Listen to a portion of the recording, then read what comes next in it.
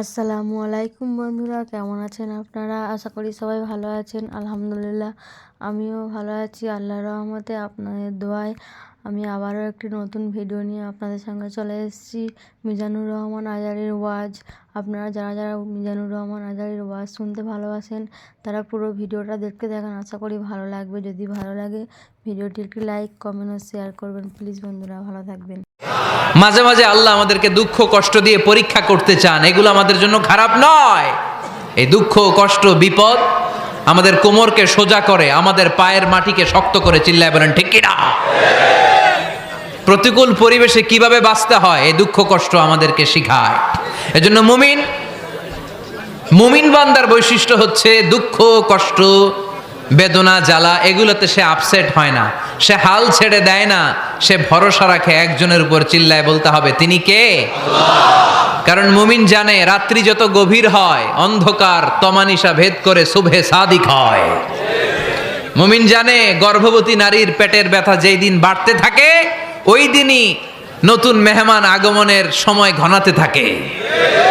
মুমিন জানে তার জীবনে দুঃখ কষ্ট বিপদ যত বাড়তে থাকে সুখের দিন কাছে আসতে থাকে।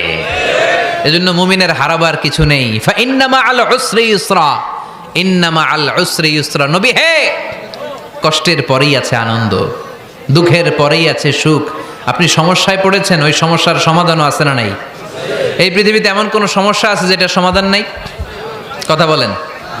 সমস্যা তৈরি করেছে কে? আবার সমাধানও দিয়েছে কে? Allah doesn't create a lock without its key. Allah কখনো চাবি না বানাইয়া ওইটার তালা বানায় নাই। কথা কন। তালাও যেহেতু আছে ওই তালার চাবিও বানিয়েছে কে?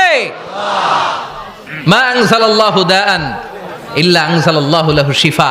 আল্লাহ দুনিয়ায় এমন কোন রোগ পাঠায় নাই যেই রোগের ঔষধ বানায় নাই, এমন কোন রোগ নাজিল করে নাই যেই রোগের কোনো চিকিৎসা বানায় নাই, হয়তো সেটা আবিষ্কার হয় নাই। অনেকে ক্যান্সারের কথা বলতে পারেন যে হুজুর ক্যান্সার এমন রোগ, এই ক্যান্সার তার নাই কোনো অ্যান্সার, কিন্তু বিজ্ঞানীরা বলতেছে এটারও অ্যান্সার আবিষ্কৃত হচ্ছে। সুবহানাল্লাহ কইবেন না? কিছু কিছু ক্ষেত্রে হয়েও গিয়েছে। এজন্য দুঃখের পরেই আছে সুখ, কষ্টের পরেই আছে আনন্দ। এই দুনিয়াটাই এরকম, কষ্টের পরই আনন্দ। দেখবেন তারাবির নামাজ 20 রাকাত পড়তে কষ্ট লাগে না? কোমরে ব্যথা, হাঁটুতে ব্যথা, কিন্তু 20টা রাকাত যখন শেষ করে মসজিদ থেকে বের হই একটা আনন্দ আছে না নাই? কষ্ট করে পরীক্ষার জন্য প্রিপারেশন নিলেন আপনি কয়েক মাস, কিন্তু ফলাফল যখন ভালো হয় তখন একটা আনন্দ আছে না নাই? সারাদিন রোজা রাখলেন রমজানে, কি কষ্ট, তৃষ্ণায় গলা ফেটে যায়, কিন্তু ইফতারির সময় যখন রুহাবজা শরবতটা খাই কেমন লাগে? একটা আনন্দ আছে না নাই? এজন্য আল্লাহ বললেন فإن مع العسر يسرا إن مع العسر يسرا। ও নবী, কষ্টের দিন মক্কায় অল্প কিছু দিন, মদিনাতে আনন্দের দিন অপেক্ষা করছে। আমাদের জীবনে যদি দুঃখ কষ্ট আসে আমরা ধৈর্য ধরবো, তাওয়াক্কুল করবো একজনের উপর, তিনি কে? কারণ আমরা বিশ্বাস করি কষ্টের দিন এটা চিরকালের জন্য নয়, সামনে আনন্দের দিন আমাদের জন্য সেট করে রেখেছে কে? তাহলে আমরা সূরাতুল ইনশিরাহ থেকে 3টা নেয়ামতের বর্ণনা শুনলাম, বিশ্বনবীকে কি সান্ত্বনা দেয়া হলো সেটা শুনলাম। এবার 2টা গাইডলাইন শুনে তাফসীর আমরা শেষ করব। শুনতেছেন? কষ্ট হচ্ছে তো উঠা বসা করতেছেন কেন? উঠলেন কারা কারা? শেষ করে দিব? দোয়া করে দেই। কি গাইডলাইন দিলেন শুনবেন? কে কে শুনবেন না হাত তোলেন।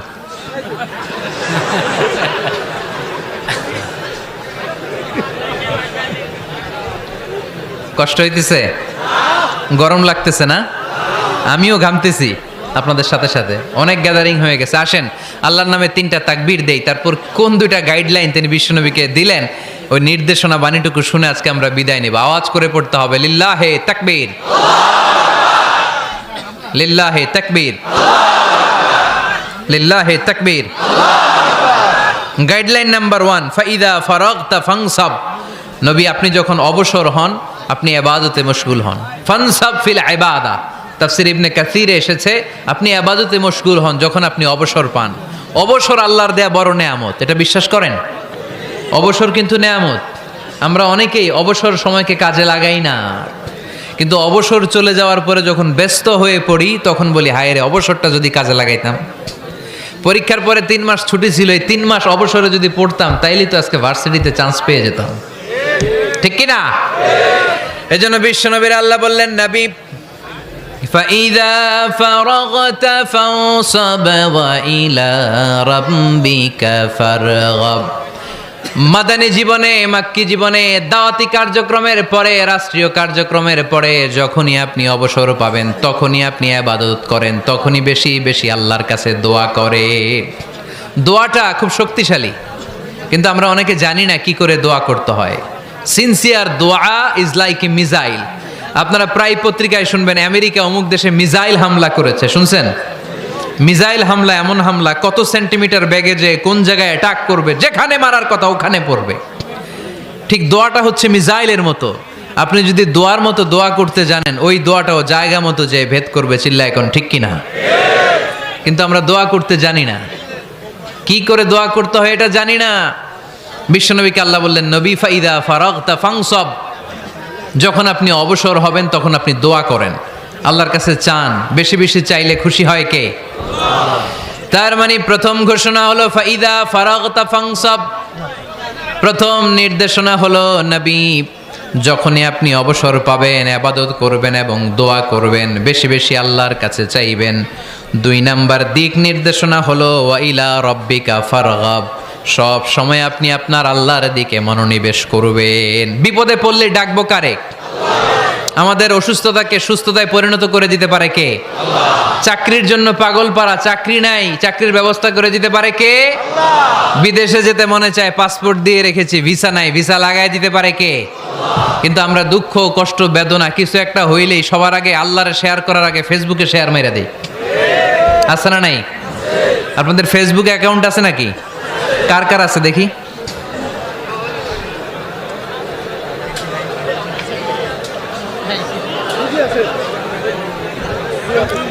আছে আছে। এটার জন্য আমরা ভালো কাজে লাগাই, ঠিক কিনা?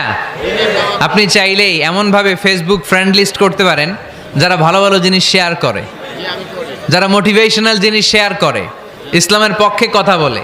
আপনার এক একটা শেয়ারে অনেকের জীবন বেঁচে যেতে পারে, ঠিক কিনা? একজন মুমূর্ষ রোগীকে বাঁচাতে রক্তের প্রয়োজন, রক্তের গ্রুপ এ পজিটিভ। যারা রক্ত দান করতে আগ্রহী তারা এই নাম্বারে যোগাযোগ করুন। ফেসবুকে মাঝে মাঝে এরকম নিউজ আসে না নাই? আপনি just you put down in share, শেয়ারের মধ্যে একটা পুট করে দিলেন, একটু শেয়ার মেরে দিলেন, ছড়িয়ে পড়লো হাজার হাজার ফেসবুক ফ্রেন্ডদের কাছে। তাদের অনেকে ব্লাড দিতে আগ্রহী, সে তাড়াতাড়ি যেয়ে সেখানে ব্লাড ডোনেট করে আসলো। আপনার একটা শেয়ারের কারণে বেঁচে গেল অনেকগুলো প্রাণ। চিল্লা এখন ঠিক কিনা? রক্তদানের মতো শ্রেষ্ঠ ইবাদত হতে পারে? আমরা মনে করি শুধু জিকিরি ইবাদত, আমরা মনে করি শুধু নামাজি ইবাদত। রক্তদান, এক ব্যাগ রক্ত থেকে অনেক মানুষকে বাঁচানো যায়। এর মধ্যে আছে হিমোগ্লোবিন, এর মধ্যে আছে প্লাটিলেট, আছে প্লাজমা। রক্তে একটা উপাদান আছে প্লাজমা, নাম শুনছেন? আগুনে পোড়া রোগীকে বাঁচাতে এই প্লাজমা লাগে। হসপিটালের বার্ন ইউনিটে যেয়ে দেখবেন মানুষ কিভাবে চিল্লায়।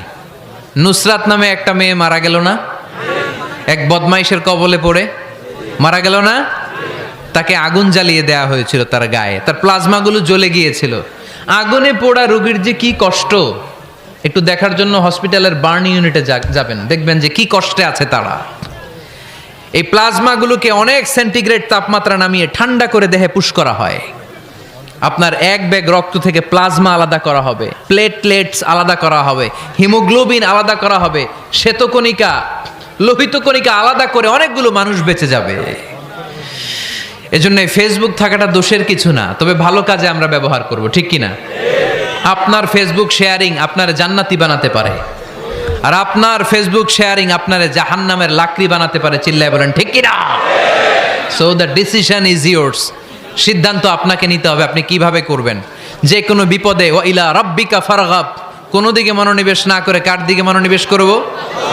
যে কোনো বিপদ আপদ ফেসবুকে শেয়ার করার আগে শেয়ার করব কার কাছে? আমাদের যার যা লাগে আল্লাহ সবও যদি দিয়ে দেয়, আল্লাহর ধনভাণ্ডারের 1 ইঞ্চিও কমবে? হাদিসে কুদসিতে আল্লাহ বললেন, লাউ আন্না আউওয়ালাকুম ওয়া আখিরাকুম ওয়া ইনসাকুম ওয়া জিন্নাকুম, পৃথিবীর সব জিন, পৃথিবীর সব মানুষ বিশাল মরুভূমিতে দাঁড়িয়ে যদি আমার কাছে চাইতে শুরু করে, আল্লাহ এটা দাও, ওটা দাও, ওটা দাও, আমি আল্লাহ তোমাদের সব চাহিদাও যদি মিটিয়ে দেই, আমি আল্লাহর ধনভাণ্ডারের 1 ইঞ্চিও কমবে না। এজন্য চাইবো কার কাছে? বিপদে আপদে ভরসা করব কার কাছে? আর অবসরগুলোকে কাজে লাগানোর দরকার আছে না নাই? স্বাবলম্বী হওয়ার চেষ্টা করার দরকার আছে না নাই? ফা ইন্নামা আল উসরি ইউসরা, ইন্নামা আল উসরি ইউসরা। নবী হে, কষ্টের পরেই আছে সুখ, দুঃখের পরেই আছে আনন্দ। সব সময় মানুষের সময় একরকম কাটে না। এজন্য আমরা তাওয়াক্কুল করতে চাই একজনের উপর, তিনি কে? যখন তোমার মন খারাপ হয় তুমি সূরা ইনশিরাহ তেলাওয়াত করো, কেননা সূরা ইনশিরাহর ভেতরে আল্লাহ এমন মোটিভেশনাল কথা রেখে দিয়েছেন, এমন ইন্সপায়ারেশন রেখে দিয়েছেন, আপনি পড়লেই আপনার হৃদয়টা শীতল হয়ে যাবে। এই সূরাটাকে আমরা 3 ভাগে ভাগ করব। এই সূরার প্রথম 4 আয়াতে আল্লাহ তাআলা বিশ্বনবীর প্রতি কি নেয়ামত দিয়েছেন সেটার বর্ণনা করেছেন। প্রথম 4 আয়াতে নেয়ামতের বর্ণনা, তারপরের 2 আয়াতে বিশ্বনবীকে দিয়েছেন সান্ত্বনা, আর শেষ 2 আয়াতে দিয়েছেন দিক নির্দেশনা। খেয়াল করে শুনেন, প্রথম 4 আয়াতে তিনি দিয়েছেন নেয়ামতের বর্ণনা, পরের 2 আয়াতে তিনি দিয়েছেন আমার প্রিয় নবীকে সান্ত্বনা, আর শেষ 2 আয়াতে তিনি বিশ্বনবীকে দিয়েছেন নির্দেশনা।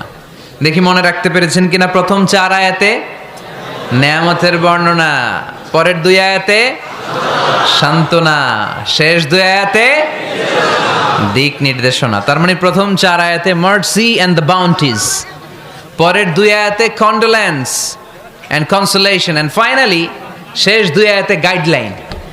তো আসুন আমরা দেখি কি সান্ত্বনা দিল, কি নিয়ামতের বর্ণনা দিল। আল্লাহ বললেন, আলাম নাশরাহ লাকা সাদরাক।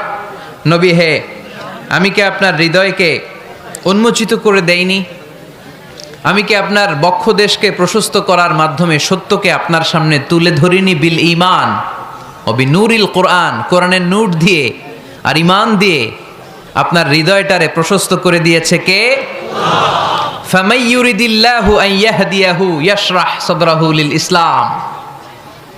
যাকে আল্লাহ হেদায়েত দিতে চায়, যাকে আল্লাহ হেদায়েতের পথের পথিক বানাতে চায়, তার জন্য, ইসলামের জন্য তার হৃদয়টাকে আল্লাহ খুলে দেন। বিশ্বনবীর হৃদয়টাও এরকম খুলে গেল। বিশ্বনবী টের পেলেন ইসলাম ছাড়া মানবতার মুক্তির আর কোনো সম্ভাবনা নেই। ইসলাম মানুষের মুক্তি নিশ্চিত করতে পারে। ইসলাম দিয়ে এই ঘুণে ধরা সমাজকে ঠিক করা যাবে। ইসলামকে যদি প্র্যাকটিস করা না যায়, তাহলে এই মজুদদারির যে সমস্যা বাংলাদেশে চলছে, এটাকে বন্ধ করা যাবে না। ইসলাম থেকে প্রেসক্রিপশন না নিলে চাঁদাবাজি বন্ধ হবে না, টেন্ডারবাজি বন্ধ হবে না, শুধু দুদকের অফিস থেকে বসে বসে দুর্নীতি দমন করা যাবে না। এজন্য ইসলাম থেকে প্রেসক্রিপশন নিতে হবে। আল্লাহ তাআলা বললেন, আলাম নাশরাহ লাকা সাদরাক। নবী হে, ইসলামের জন্য আপনার হৃদয়টাকে কি আমি খুলে দেইনি? সত্য কি আপনার সামনে আমি তুলে ধরিনি? আপনাকে আমি আলাম নাজআলকা আহলাল হিম্মা, আপনার কি হিম্মতওয়ালা আমি বানাইনি?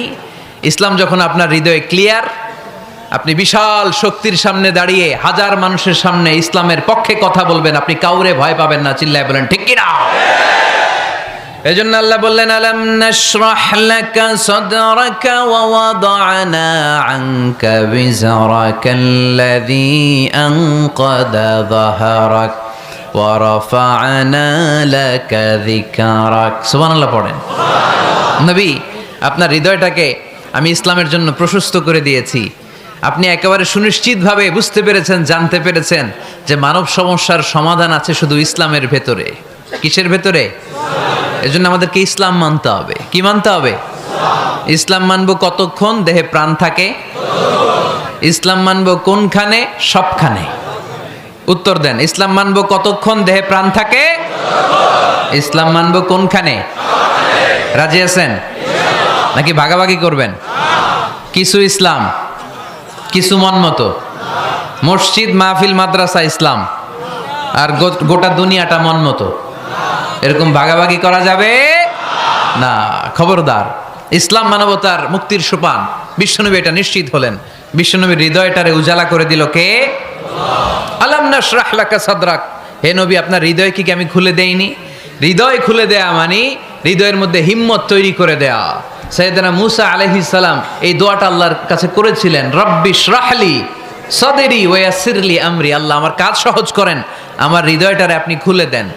সাইয়েদনা মূসা আলাইহিস সালাম আল্লাহর কাছে চেয়েছেন আল্লাহ যেন হৃদয় খুলে দেয়, কিন্তু আমার নবী চাওয়ার আগেই আমার নবী হৃদয়টারে খুলে দিয়েছে কে? আল্লাহ। আবার অনেক মুফাসসিরিনে ইকরাম বলেছেন এখানে শারহে সাদর দ্বারা শাক্কু সাদর উদ্দেশ্য, মানে সিনা চাক। আমার নবীর জীবনে পুরো জিন্দেগিতে 3 বার সিনা চাক হয়েছিল। কয়বার? 3 বার। সিনা চাক মানে বক্ষ বিদীর্ণ করা, ইংরেজিতে বলে ওপেন হার্ট সার্জারি। কি বলে? আপনাদের এই এলাকায় কারো হয় নাই? শুনছেন না এটা? ওপেন হার্ট সার্জারি, গলা থেকে নাভি পর্যন্ত একেবারে কেটে ফেলে। বিশ্বনবীকে এবার 3 বার এভাবে ওপেন হার্ট সার্জারি করা হয়েছে। একবার যখন বিষ্ণু ঈসা ইসলাম বনু সাদ গোত্রে ছিল তখন, দ্বিতীয়বার যখন কোরআন নাজিল হবে তার আগ দিয়ে তখন, 3 নম্বরে বিষ্ণু ঈসা ইসলামকে যখন ঊর্ধ্ব জগতের অনেক দামি দামি জিনিস দেখানো হবে ওই মেরাজ রজনীর সময়টাতে, তখন কোন সুবহানাল্লাহ।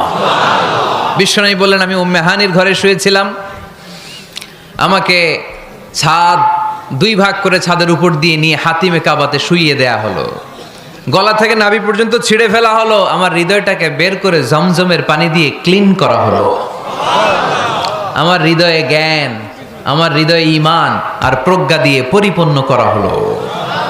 অনেক মুফাসসিরিনে ইকরাম বলেছেন আলাম নাশরাহ লাকা সাদরাক মানে হচ্ছে হে নবী আমি কি আপনার বক্ষ বিদীর্ণ করি নাই? কেউ কেউ বলেছেন এটা দ্বারা উদ্দেশ্য হচ্ছে বিশ্বনবীর বক্ষ বিদীর্ণ করার মধ্য দিয়ে বিশ্বনবীকে আল্লাহ তাআলা ব্রড মাইন্ডেড বানিয়েছেন। সুবহানাল্লাহ পড়েন। বিশ্বনবী কি ন্যারো মাইন্ডেড ছিলেন? কি ছিলেন? জোরে বলেন, আরো জোরে। ব্রড মাইন্ডেড, উদার, আকাশের মতো বিশাল, সাগরের মতো বিশাল, পাহাড়ের মতো সুউচ্চ ছিল বিশ্বনবীর হৃদয়, ঠিক কি না? শুধু মুমিনদের জন্যই বিশ্বনবীর হৃদয়ে মায়া ছিল না, কাফেরদের জন্য মায়া ছিল। সুবহানাল্লাহ পড়েন। রাহমাতাল লিল আলামিন, আমার নবী কি ছিল? সবাই বলেন ওমা আরসালনাকা ইল্লা রাহমাতাল লিল আলামিন, I have sent you as a mercy for the entire universe. নবী হে, আমি আপনাকে গোটা বিশ্বের সবার জন্য রহমত করে প্রেরণ করেছি। রাহমাতাল লিল আলামিন, আল্লাহ এখানে চাইলে বলতে পারতেন রাহমাতাল লিল মুসলিমিন, নবী আপনি শুধু মুসলিমদের জন্য রহমত, এটা বলছে?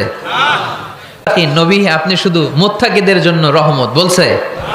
চাইলে বলতে পারতেন নবী আপনি শুধু রাহমাতাল লিল মুসল্লিন, যারা মসজিদে যায় মুসল্লি নামাজ পড়ে তাদের জন্য রহমত, বলেছে? কি বলছে?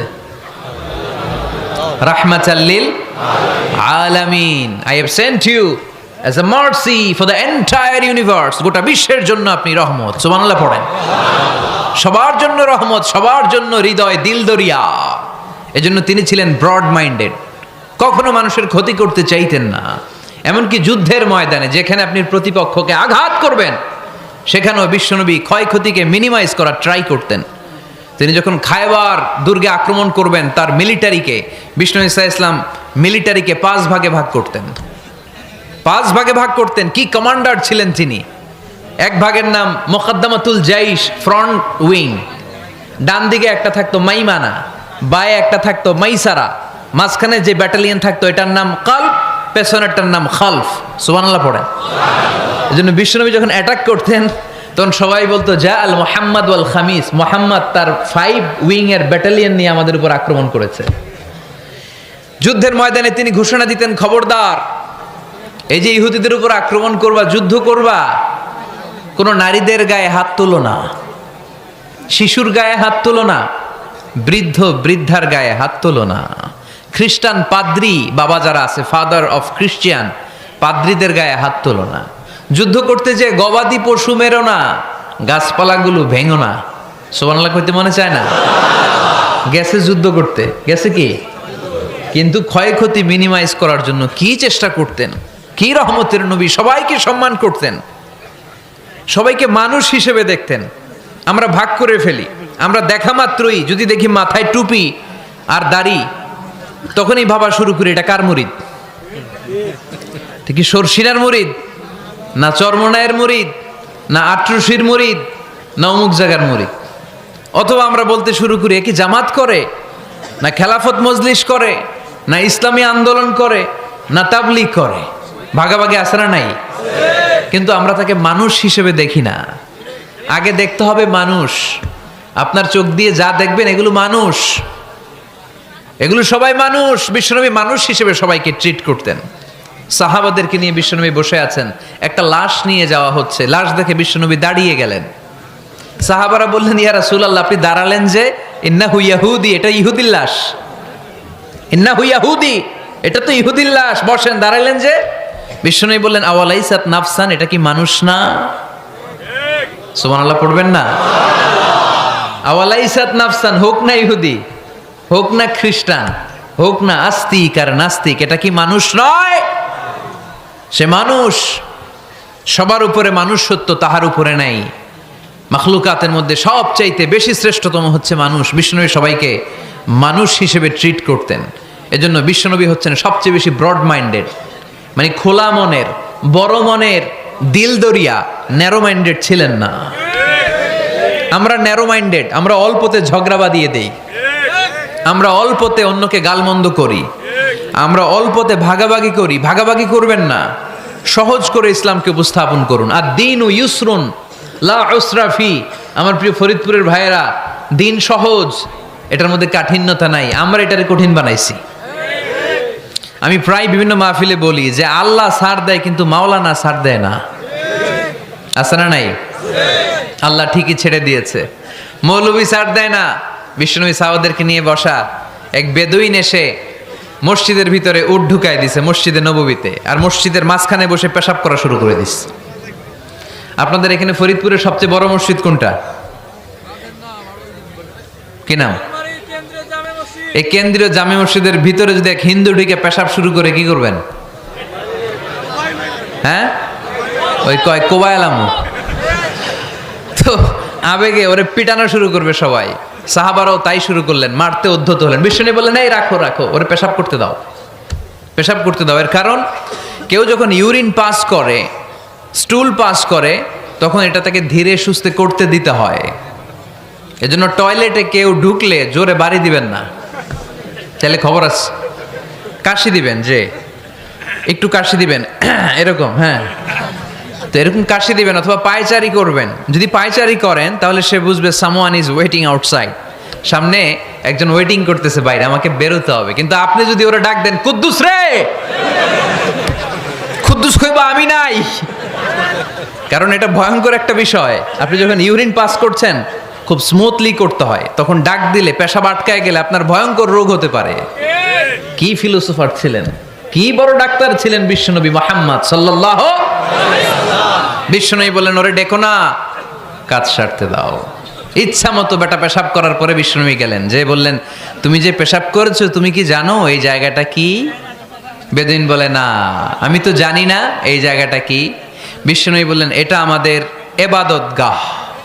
এটা আমাদের কি? ইবাদতগাহ। এখানে ঢুকে আমরা আমাদের রবরে ডাকি, আল্লাহরে ডাকি, আমরা নামাজ পড়ি, জিকির করি, তাসবিহ পড়ি, এটা আমাদের ইবাদতগাহ। কাজটা করা তোমার মোটেও ঠিক হয়নি। লোকটা অবাক হয়ে গেল, ঘটনা কি? তাদের ইবাদতগাহতে আমি পেশাব করেছি, আর আমাকে জামাই আদর, আর আমাকে এত সুন্দর করে বলে যে এটা ইবাদতগাহ। আমাদের ইবাদতগাহের ভিতরে যদি কেউ এরকম করতো, ওরে তো একেবারে সাইজ করে ফেলতাম। সে অবাক হয়ে গেল। সে জিজ্ঞেস করলো, হু আর ইউ, কে আপনি? বিশ্বনবী বললেন, আনা মুহাম্মদ সাল্লাল্লাহু আলাইহি ওয়াসাল্লাম, আমি শান্তির ধর্ম ইসলামের প্রেরণার বাণীবাহক। আমি লা ইলাহা ইল্লাল্লাহ মুহাম্মাদুর রাসূলুল্লাহ এই বাণী দিয়ে গোটা বিশ্বে বিপ্লব তৈরি করতে এসেছি। বেদুইন বলল, আমাকেও আপনার বিপ্লবে শরীক করে নেন। ইসলাম মারামারি কাটাকাটিতে আসে নাই। আপনার ব্রড মাইন্ডেড অ্যাটিটিউড দেখে হিন্দু ভাইরা কালিমা পড়ে মুসলমান হয়ে যাবে। এজন্য আল্লাহ বললেন, আলাম নাশরাহ লাকা সাদরাকা ওয়া ওয়াদা'না আনকা বিজরাক আল্লাযী আনকাদা যাহরাক ওয়া রাফা'না লাকা যিকরাক। সুবহানাল্লাহ পড়েন। আলাম নাশরাহ লাকা সাদরাক, নবী হে, আমি কি আপনারে ব্রড মাইন্ডেড বানিয়ে দেই নাই? এটা আপনার জীবনে বড় নেয়ামত। আপনি সংকীর্ণ মনা না, আপনি ছোট মনের মানুষ নয়, আপনি বিশাল হৃদয়ের মানুষ। ইসলামের জন্য আপনার হৃদয়টারে আমি নবী খুলে দিয়েছি। এ হলো বিশ্বনবীর উপর প্রথম নেয়ামত। দুই নম্বরে আল্লাহ বললেন ওয়াওয়াদানা আনকা বিজরাকাল্লাযী আনকাদা যাহারাক। নবী হে, আমি আপনার পিঠ থেকে বিশাল বোঝাটা নামিয়ে দিয়েছি। সুবহানাল্লাহ পড়েন। কি নামিয়ে দিয়েছি? বোঝা। উত্তর করতে হবে, রেসপন্স। এটা তাফসির মাহফিল, এটা হচ্ছে ক্লাসের মতো, যে কথা বলে শিক্ষক আর আমরা সবাই ছাত্র, ঠিক কি না? বোঝা নামিয়েছি নবী। কি নামিয়েছি? তাফসিরে দুইটা এসেছে, ভিজরুন মানে বোঝা, ভিজরুল যাম পাপের বোঝা, আর একটা হচ্ছে ভিজরুল গাম চিন্তার বোঝা। বিশ্বনবীর কোনো পাপ নাই, বিশ্বনবীর সব কিছুকে মাফ করে দিয়েছে কে? লিয়াগফির লাকাল্লাহু মা তাকাদ্দামা মিন যামবিকা মা তাআখার। নবী আপনার আগেরও গুনাহ নাই, আপনার পরেরও গুনাহ নাই, আপনি নবী মাসুম, আপনার গুনাহ নাই, আপনি নিষ্পাপ। নবীদের গুনাহ হয় না। আহলুস সুন্নাহ ওয়াল জামাআতের আকীদা হচ্ছে নবীরা মাসুম, নবীদের জীবনে কোনো গুনাহ হয় না। চিৎকার করে বলেন ঠিক কি না? ও নবী, ওয়াদানা আনকা বিজরাক, আপনার এই বোঝা আমি নামিয়ে দিয়েছি। বিশ্বনবী ভাবতেন 40 বছর বয়সে আমি নবী হলাম, তার আগে যা করলাম আল্লাহ এটা কি করবে? আল্লাহ বলে নবী, আপনার আগের গুনাহ, পরের গুনাহ, গুনাহ বলতে কিছুই নাই, সবই মাফ, সব মাফ। তারপরেও আমার নবী বলতেন আল্লাহে লা আস্তাগফিরুল্লাহ ওয়া আতুবু ফিল ইয়াউম আকসার মিন 70 মাররা। আমি এমন নবী যার কোনো গুনাহই নাই, আগের গুনাহও নাই, পরের গুনাহও নাই, তারপরেও আমি নবী প্রতিদিন 70 বারেরও বেশি তওবা আর ইস্তেগফার পড়ি। আমাদের জন্য শিক্ষা। তাহলে আল্লাহ বললেন ওয়াদানা আনকা বিজরাক, পাপের বোঝা আমি নামিয়ে দিলাম। বিশ্বনবীর কোনো পাপ নাই, পাপ মুক্ত। তাফসিরে 2 নম্বরে এসেছে বিজরুল গাম চিন্তার বোঝা। বিশ্বনবী সব সময় আমাদেরকে নিয়ে চিন্তা করতেন। কাকে নিয়ে চিন্তা? কথা বলেন। আমাদেরও চিন্তা আছে না নাই? কিসের চিন্তা? হ্যাঁ, টাকার চিন্তা। ফরিদপুরের ভাইদের টাকার চিন্তা। আর কিসের চিন্তা আপনাদের? হ্যাঁ, উম্মতের চিন্তা। মাশাআল্লাহ, এই ভাই উম্মতকে নিয়ে ভাবে। আপনাদের আর কার কি নিয়ে চিন্তা বলেন? পেটের চিন্তা। এদিকে পাওয়া গেছে পেটের চিন্তা, এদিকে বউয়ের চিন্তা, কবরের চিন্তা। আর কিসের চিন্তা? আখিরাতের চিন্তা। তো আমাদেরও চিন্তা আছে, বিশ্বনবীরও চিন্তা ছিল। 2 চিন্তা কি এক? বিশ্বনবীর কাঁধে তো পুরা উম্মার জিম্মাদারি। কিয়ামত পর্যন্ত যারা পৃথিবীতে আসবে সবার জন্য বিশ্বনবী কাঁদতেন। এই আওয়াজ করে কে? এদিকে কি হয়েছে? ওরে বসায় দেন। বিশ্বনবীর গোটা উম্মা নিয়ে চিন্তা। সব নবীকে আল্লাহ তাআলা একটা করে দোয়া দিয়েছিলেন আর বলেছিলেন, নবী একটা স্পেশাল দোয়া করার সুযোগ তোমাদেরকে দিলাম, ওই দোয়া করলেই কবুল হয়ে যাবে। কিন্তু সুযোগ পাবা জীবনে কয়বার? সবাই বলেন কয়বার? সব নবী কয়টা করে পাইছে? সব নবী তাদের দোয়াগুলো দুনিয়াতেই করে ফেলেছে। বিশ্বনবী বলেন লিকুল্লি নবিয়্যিন দাওয়া মুস্তাজাবা। এই দুনিয়াতে সব নবীদের একটা করে মুস্তাজাবুদ দাওয়া আছে। আল্লাহ বলেছে, ও নবী একটা করে স্পেশাল দোয়া করার সুযোগ পাবা, দোয়াটা করা মাত্রই কবুল করে নেব। বিশ্বনবী বললেন, এই পৃথিবীর বুকে যত নবী রাসূল দুনিয়ায় এসেছে সব নবীরা তাদের স্পেশাল দোয়া দুনিয়ায় করে ফেলেছে, ইল্লা আনা, কিন্তু আমি করি নাই। বিশ্বনবী বললেন, ওয়া ইন্নী আখতাবিউ দাওয়াতি শাফাআতান লি উম্মতি ইয়াউমাল কিয়ামাহ। আমি আমার স্পেশাল দোয়াটা করি নাই। আমার স্পেশাল দোয়াটা আমি আমার গুনাহগার উম্মতকে বাঁচানোর জন্য কিয়ামত পর্যন্ত রেখে দিয়েছি। আমরা যেদিন বিপদে পড়ে যাব, যেদিন আমার আব্বা আমারে চিনবে না, আমি আমার আব্বারে চিনব না, নেতা তার কর্মীরে চিনবে না, কর্মী নেতারে চিনবে না, ঠিক কি না?